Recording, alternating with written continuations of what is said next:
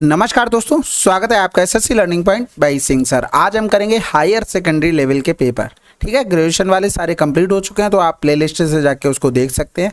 बाकी आज स्टार्ट करेंगे 20 जून 2024 की शिफ्ट 2 का पेपर। ठीक है, चलो फिर स्टार्ट करते हैं बिना टाइम वेस्ट किए हुए। और वीडियो जैसे ही आप कंप्लीट देख लेते हैं तो आपको रिव्यू जरूर देना होता है, जिससे मुझे पता लग सके कि सभी चीज़ें सही चल रही है। ठीक है, तो आज का पहला सवाल है, कह रहा किस वर्ष कारखाने क्यू में वॉशिंग मशीनों का उत्पादन कारखाने आर से अधिक था। कह रहा था क्यू में और आर से अधिक था। सबसे पहले देखो ये क्यू रहा, आर रहा। भैया इसमें अधिक है? नहीं है। इसमें नहीं है, इसमें नहीं है, इसमें नहीं है। आंसर लगा दो। अगला सवाल, कह रहा एक बस 30 घंटे में 1200 किलोमीटर की दूरी तय करती है, उसकी औसत चाल क्या है मीटर प्रति सेकंड में। औसत चाल क्या है, आपको स्पीड निकालनी है कुल मिलाकर। तो यहाँ पर 5/18 कर देंगे मीटर प्रति सेकंड के लिए। 3 चौकू 12 हो गया, यानी कि ऊपर कर देंगे तो ये 20 हो गया, नीचे 9 हो गया, यानी कि 5 दूनी 10, 100/9 हो गया, यानी कि 11 से 1/9। आंसर आ गया। आसान था बिल्कुल। कह रहा है समद्विबाहु त्रिभुज के शीर्ष कोण इतना, तो अन्य दो कोण क्या होंगे? अन्य दो कोण तो बराबर होंगे।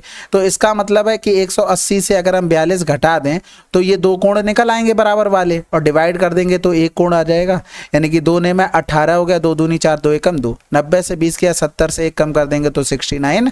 आंसर। अगला सवाल कह रहा था एक ऐसे समबाहु त्रिभुज का क्षेत्रफल ज्ञात करें जिसकी भुजाएं इतनी है। समबाहु त्रिभुज देखो इस टाइप के हमने पिछले जब ग्रेजुएशन लेवल कर रहे थे हमने बताया था, अगर भुजा 2 हो तो एरिया √3। यहाँ पर क्या गुना हो रहा था? 8 गुना हो रहा था।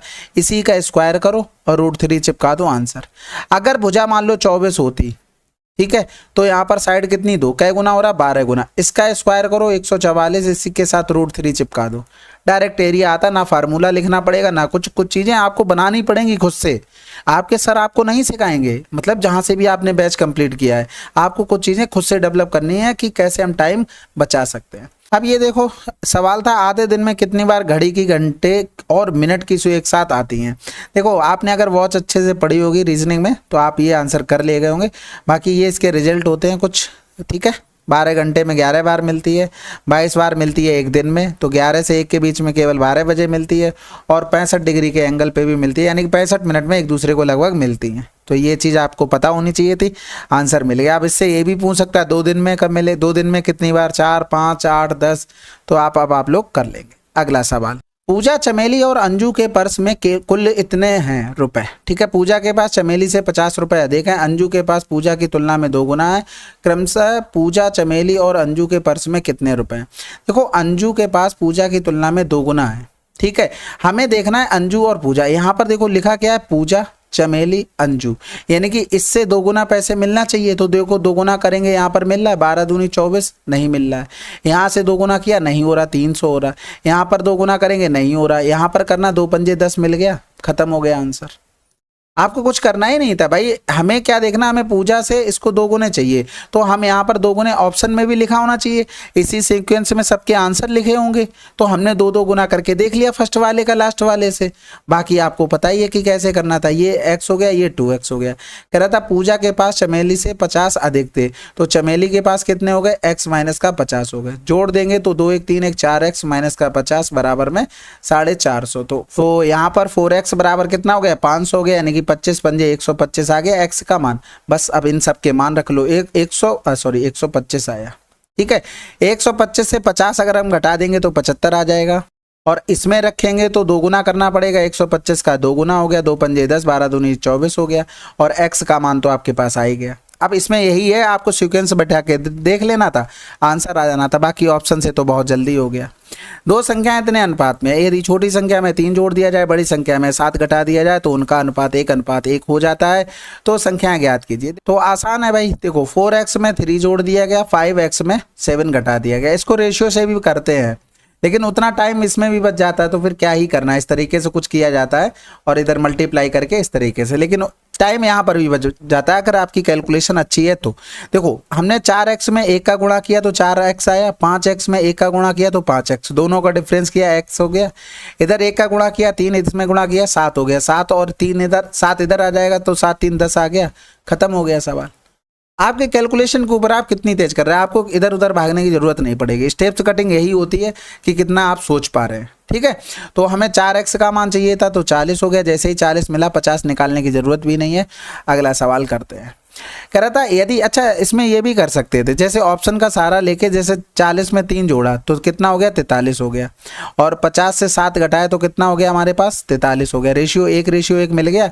यहाँ से भी कर सकते थे ऑप्शन का सहारा लेके। ठीक है, कह रहा 8 पुरुष या 16 महिलाएं। पढ़ते हुए ये जरूर ध्यान रखना है, या का मतलब हो गया कि 8 पुरुष बराबर में 16 महिलाएं हो गई।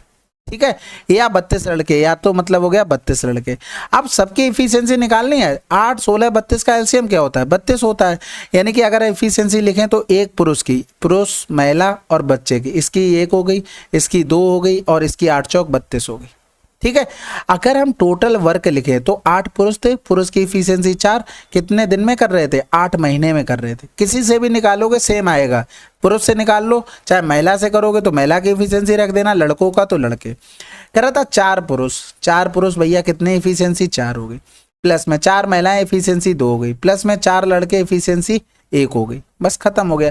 तो सबसे पहले यहाँ पर 4 गुणे में 4 होगा, 4 हो गया, 4 हो गया, 4 हो गया, इधर 4 हटा दो तो ऊपर हो गया 8 2 64, नीचे करेंगे 4 2 6 और 1 7 हो गया, 64/7 यानी कि आंसर।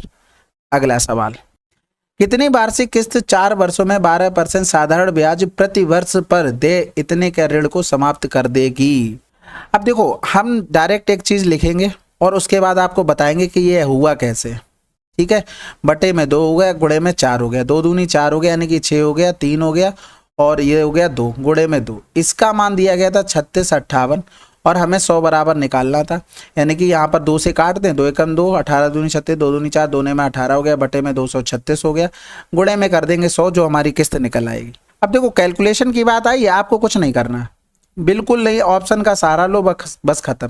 देखो ऑप्शन में सबसे बड़ा 8 लिखा था, 8 दूनी 16 करोगे, लेकिन 8 तियां 24, 2 18 इधर भी हो गया, तो ये बड़ा हो जाएगा। 7 का गुणा करो, 7 छक्का 42 हो गया, यहाँ से लगा 4 हो गया, और 23 सत्ते 161 में 4 जोड़ देंगे तो 165 हो गया, 9 से 2 गया 7, 12 से 5 गया 7 हो गया, 7 से 6 गया 1, उतारा लिया 0। दूसरे नंबर पे सबसे बड़ा क्या लिखा 7 लिखा, और ऊपर देखो हम गुणा भी कर चुके, तो ये 7 और आ जाएगा, यानी कि 1652 हो गया। आंसर हमारा आ चुका है।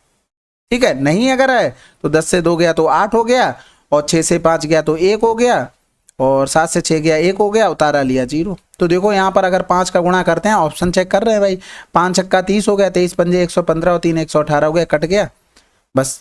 अब बताओ हमने छोटे बच्चों की तरह तो भाग किया, लेकिन ऐसा नहीं है कि इससे आंसर नहीं आएगा जल्दी। ऑप्शन का सहारा ले ले, हमें दिमाग का यूज ही नहीं करना ज़्यादा, और जल्दी आंसर भी आ गया। अब देखो होता क्या है, हम जैसे किस्त मान लेते हैं, इस तरीके से किस्तें चलती हैं।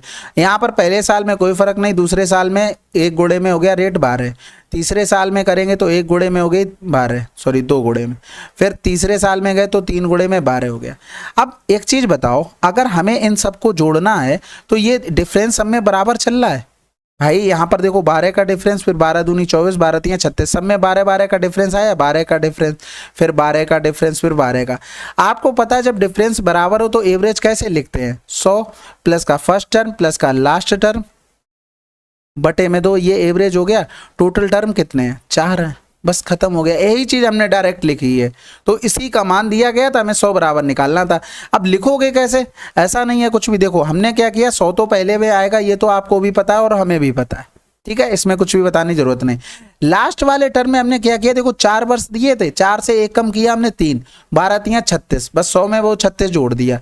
अब टोटल टर्म कितने थे 4, 4 का ये गुणा कर दिया, और एवरेज के लिए 2 का कर दिया। तो ये चीज़ आपको डायरेक्ट लिखनी आनी चाहिए। अब आशा है कि आप लोग समझ गए होंगे, लेकिन एकदम से नहीं आ पाएगी। इस टाइप के आप 10 सवाल कर लेना, पिनेकल बुक या किसी से निकाल कर तुरंत, आपको अच्छे से समझ में आ जाएगा। ठीक है, अगला सवाल, साहिल इतनी की चाल से 96 किलोमीटर की दूरी तय करता है और 5 घंटे में 21 किलोमीटर की चाल से अन्य दूरी करता है, औसत चाल। भाई सिंपल है, टोटल डिस्टेंस अपॉन में टोटल टाइम। तो एक जगह तो हमें पता था, दूसरी जगह 5 गुणे में 21 करेंगे, क्योंकि आपको पता है डिस्टेंस बराबर क्या होता है, स्पीड इनटू में टाइम। यहाँ पर यही करना पड़ेगा। तो बटे में टाइम एक जगह भी नहीं पता था, यहाँ पता था 16 छक्का 96 यानी कि 6 घंटे, और दूसरी जगह कितने थे 5 घंटे थे, यानी कि 21 पंजे 105 हो गया। 105 में अगर 90 हम जोड़ देते, 90 भी मत जोड़ो, 95 जोड़ लो तो 200 बन गया। एक और बचा 201 बटे में कितना हो गया 11 हो गया। तो तो 11 एकम 11, 9 बच गया, 11 अट्ठे 88, 3 बच गया, फिर करेंगे 11 तियां 33 कर लेंगे, ज़्यादा हो जाएगा, 11 दूनी 22 यानी कि आंसर। अगला सवाल, दो उम्मीदवार के बीच एक चुनाव में पहले उम्मीदवार को कुल वैध मतों का 75% प्राप्त हुए, यदि इतने मतों से 20% मत अमान्य थे इतनों में से, ठीक है, तो दूसरे उम्मीदवार को कितने मिले? बहुत आसान है, 2 4 8 हो गया, 20% अमान्य हो गए तो 8 बचे, 75% एक को मिले तो 25 दूसरे को मिले होंगे, तो 25 चौकू 100, 1/4 हो गया, 4 दूनी 8 हो गया, 2 अट्ठे 16 हो गया, 24 दूनी 48 और 1 49 आंसर। ऑप्शन में 0 का महत्व तो नहीं था, ठीक है। बाकी आप कैसे कर सकते थे, 2 4 8 000, 20% अमान्य हो गए तो 80% हो गए। अब ये अगर टोटल वोट हम जो भी आए निकल के मानने, अगर हम इसको 100% मान लें, कितना 100%, तो एक को 75 मिले होंगे, दूसरे को 25 मिले होंगे, तो भाई हमने यहाँ पर 25% कर दिया। अब इतना लिखने की अपेक्षा हमने कितना लिखा, 2 4 8 लिखा, 8 लिखा और 25% को 1/4 लिख सकते हैं, बस आंसर लगा लिया। तो आपके ऊपर आप कितना टाइम सेव करना चाहते हैं। और सर चाल बतानी है, सिंपल सा फार्मूला है, टोटल डिस्टेंस अपॉन में total time, total distance upon में टोटल टाइम। तो डिस्टेंस हो गई 70 प्लस का 60 और टाइम हो गया 40 30 70। अब हमें किलोमीटर प्रति घंटा में बनाना था, ऊपर तो किलोमीटर में था लेकिन नीचे मिनट दिया गया था, मिनट में, घंटे में चेंज कर दिया, तो 130 गुणे में 60 बटे में हो गया 70, तो ये कैंसिल आउट हो गया, 13 × 78 बटे में 7 हो गया, 7 एकम 7, 7 एकम 7, 7 एकम 7, 3 बटे में 7 आंसर। अगर 7 का भी भाग नहीं कर पाते तो ऑप्शन चेक कर सकते थे। एक आयताकार खेत की विमाओं में 6 मीटर की वृद्धि करने पर उसकी विमाओं का अनुपात 4:3 हो जाता है और विमाओं में 6 मीटर की कमी करने पर उनका अनुपात 2:1 हो जाता है। खेत की विमाएं ज्ञात कीजिए। देखो यहाँ पर एक फिक्स कोई रहा होगा, उनका रेशियो ये एल रहा होगा, ये बी रहा होगा। 6 मीटर की हमने वृद्धि कर दी तो ये 4:3 हो गया। अब इसमें 6 मीटर की अगर हमने कमी कर दी तो ये 2:1 हो गया, यानी कि दोनों में डिफरेंस तो बराबर चल रहा है ना, एज वाला मान लो, ठीक है, और कुछ नहीं इसमें है। तो एक चीज बताओ, 3 से 1 गया 2 हो गया, 4 से 2 गया 2 हो गया, दोनों जगह डिफरेंस बराबर है। देखो तो 2 बराबर में कितना हो गया, ये टोटल डिफरेंस कितना हो गया, 6 6 12 हो गया। और हमें निकालना क्या है, खेत की विमाएं निकालनी है, तो कोई सा भी निकाल लो, जैसे 2 बराबर 12 आ गया तो 1 बराबर में कितना हो जाएगा, 6 हो जाएगा। तो ये इसका मान हो गया, इसका मान हो गया, यानी कि 6 6 वर्ष पहले वाला, तो 1 में 6 जोड़ देंगे, 1 में 6 जोड़ देंगे, क्योंकि 6 वर्ष कह रहा हूँ, 6 मीटर की कमी करने का रेशियो आया ना, तो 12 6 18, 6 6 12 हो गया। बाकी ऑप्शन भी था हमारे पास, हम 6 घटा कर देख लेते, 6 जोड़ कर देख लेते, तो हमें आंसर वहां से भी मिल जाता। ठीक है, अगला सवाल। अब इसमें देखो बहुत बार बता चुके हैं आपको, क्या बता चुके हैं, साइन और कॉस, टेन और कॉट, और हो गया हमारे पास क्या बचा, कोसेक और सेक। यहाँ पर अल्फा हो, यहाँ पर बीटा हो, यहाँ पर अल्फा हो, यहाँ पर बीटा हो, यहाँ पर अल्फा हो, यहाँ पर बीटा। क्वाड्रेंट में हम चेंज करते हैं तो ऐसे ही तो करते हैं, साइन कॉस में, टेन कॉट में, कोसेक कोसेक होता है सेक में। तो ये कंडीशन अल्फा प्लस बीटा बराबर अगर 90 हो तो ये एक दूसरे के लिख सकते हैं, मान बराबर होंगे। यानी कि अगर यहाँ पर देखें 24 और 66, इन दोनों का सम कितना हो रहा है, 90 हो रहा, यानी कि सेक की जगह हम कोसेक 24 लिख सकते हैं, चाहे तो कोसेक 24 की जगह सेक 66 लिख लो। ठीक है, इन दोनों का सम देखेंगे तो 90 हो रहा है, यानी कि 10 की जगह हम क्या लिख सकते हैं, कॉट 37 लिख सकते हैं, क्योंकि अल्फा प्लस बीटा हो गया, ऊपर अल्फा नीचे बीटा, अल्फा बराबर 24 हो गया, बीटा बराबर में 60 हो गया, तो ये कितना हो गया, अल्फा बराबर 66, तो 90 हो रहा ना। इसी तरीके से हमने इसको चेंज किया, ऐसे ही सबको करना है। तो 76 और 14 को जोड़ेंगे तो 90 हो रहा, यानी कि इसकी जगह हम क्या लिख सकते थे, सेक 14 लिख सकते थे।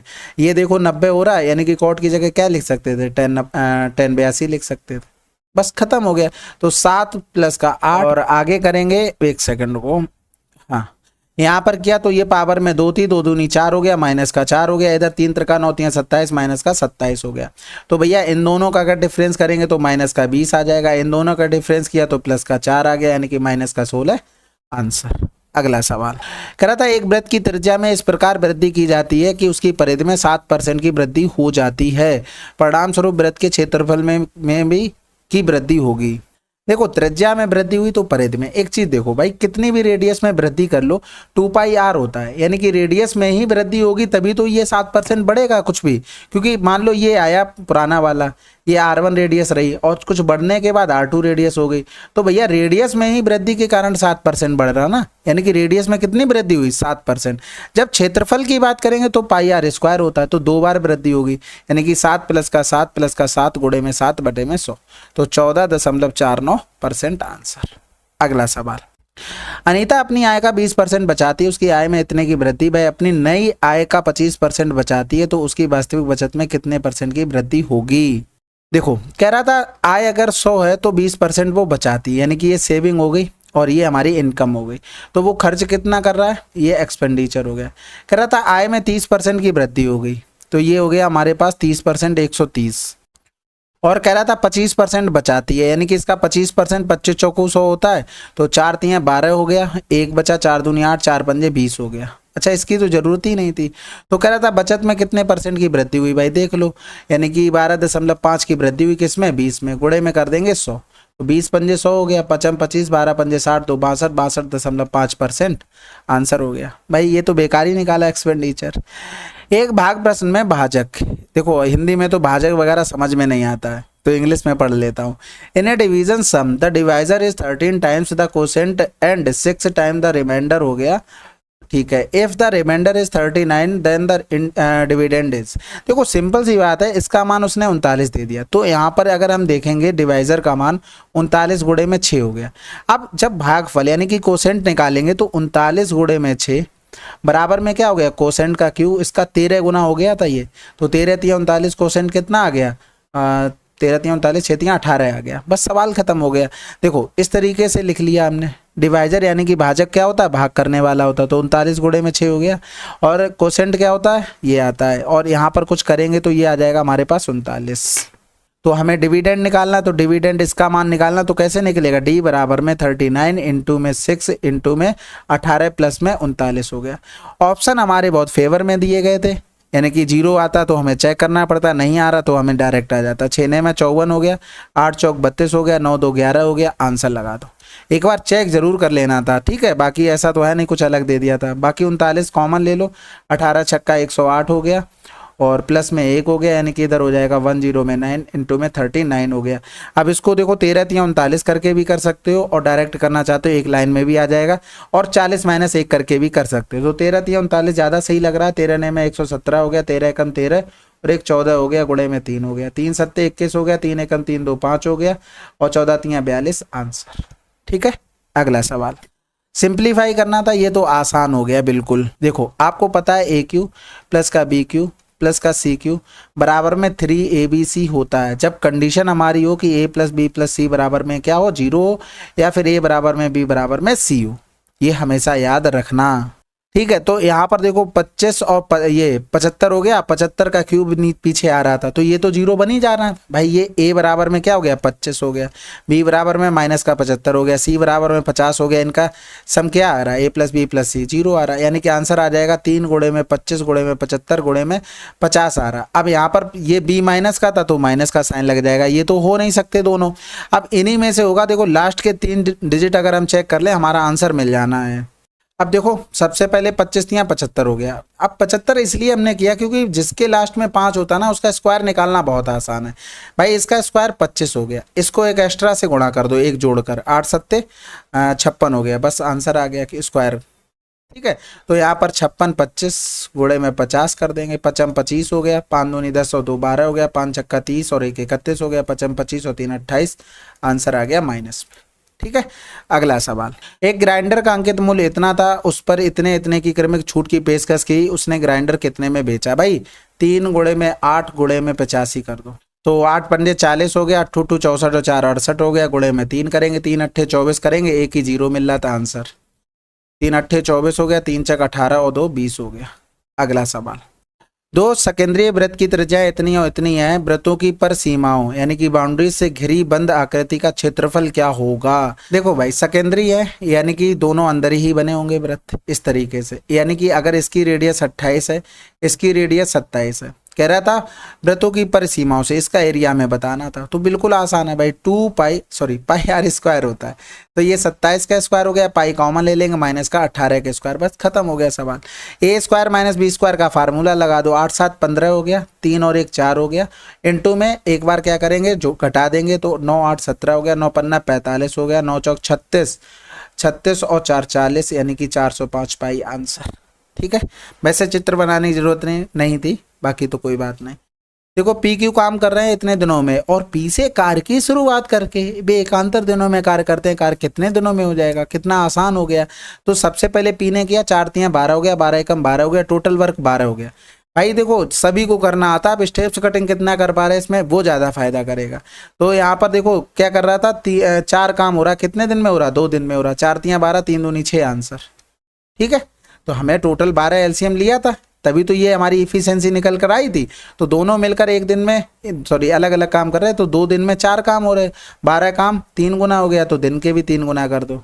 कह रहा है एक खुदरा विक्रेता एक थोक व्यापारी से 220 चॉकलेट को 198 आइटम के अंकित मूल्य पर खरीदता है, वह फिर प्रत्येक चॉकलेट को इतने % की छूट पर बेचता है, उसका लाभ परसेंटेज क्या है। अब देखो अगर हम मान लें कि एक चॉकलेट का रुपए 1 है, ठीक है, तो 220 रुपए यहाँ पर हो गए। उसने क्या किया, 198 रुपए की खरीदी, 198 खरीदी तो कितने की पड़ी उसको, 198। अब इस पर जो भाई जो खरीद के लाया था वो मार्क प्राइस पर ही बेचेगा, यानी कि उसने क्या किया है कि अगर हम यहाँ पर देखें तो उसने 3.7% की छूट दे दी, यानी कि बेचा कितना है, 100 में से घटा देंगे 4, तो 96.3% पर उसने बेचा, यानी कि वो खरीदा इतने में था, उसके लिए सीपीए ही हो गया, और उसके लिए सेलिंग प्राइस क्या हो गया, 220 इंटू में 963 अपॉन में 1000 हो गया।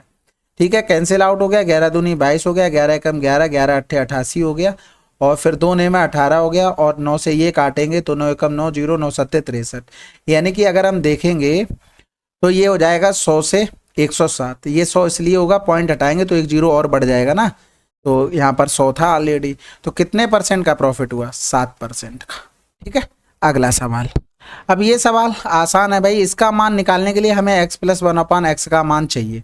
तो भैया यहाँ पर एक चीज देखो, 119 के पास आपको ऐसा कौन सा नंबर दिख रहा है जो स्क्वायर होता है, 121 होता है, यानी कि इधर भी 2 जोड़ देंगे, इधर भी 2 जोड़ देंगे, तो ये बन जाएगा x + 1/x का होल स्क्वायर बराबर में 11 का होल स्क्वायर। तो x + 1/x क्या आ गया, 11 आ गया। तो ये 11 आ गया, तो इसका जब लिखेंगे तो 11 की पावर 3 माइनस में 3 इंटू में 11।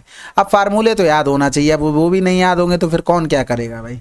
11 से 3 गया 8, ऑप्शन से आंसर आ चुका है। ठीक है, 12 से 3 गया 9, यानी कि 1298 आंसर। अगला सवाल, घटनाओं की विमाएं दी गई थी, संपूर्ण पृष्ठीय क्षेत्रफल। देखो ऐसे सवालों में ऑप्शन देखो, यूनिट डिजिट सबकी अलग है, बस खत्म। 8 दूनी 16 हो गया, 4 दूनी 8 हो गया, और 8 चौक 32 हो गया। ठीक है, 8 से 14 2, 16 गुणे में 2 कर देंगे, यानी कि 2 यूनिट डिजिट चाहिए आंसर। भाई आप जब फार्मूला लिखते हो तो यही तो लिखते हो, प्लस का HL, तो यहाँ पर क्या हो जाएगा 2, 8 गुणे में 12, 12 गुणे में 14, और प्लस में 14 गुणे में 8।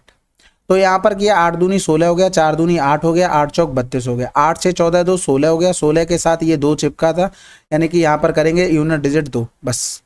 ठीक है, बाकी आप पूरा गुणा करते रहना। 6 अंकों की एक संख्या 33 से विभाज्य है, यदि संख्या में 21 जोड़ा जाता है तो इस प्रकार प्राप्त नई संख्या से विभाज्य होगी। देखो 6 अंकों की संख्या है, 33 से विभाज्य है, तो 1 2 3 4 5 6 हो गई।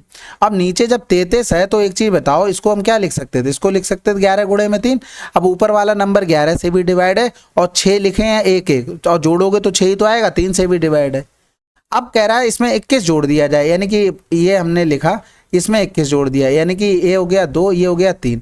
अब 1 1 1 1, इनको जोड़ना, 1 2 3 4 3 7 2 9, 9 सम आ रहा, 3 से डिवाइड हो जाएगा। ठीक है, अगला सवाल करते हैं फिर। अब अगला सवाल क्या करना है, 25 सवाल आपने हायर सेकेंडरी लेवल के भी कंप्लीट कर लिए। आशा है कि आपको सोल्यूशन देख के अच्छा लग रहा होगा। वो तो कमेंट बॉक्स आप लिखेंगे, कमेंट भरेंगे, तब पता लगेगा हाँ मज़ा आ रहा है। बाकी कोई सजेशन हो कमेंट बॉक्स में लिखिएगा। ठीक है, चलो फिर मिलते हैं अगले वीडियो में, तब तक के लिए जय हिंद जय भारत।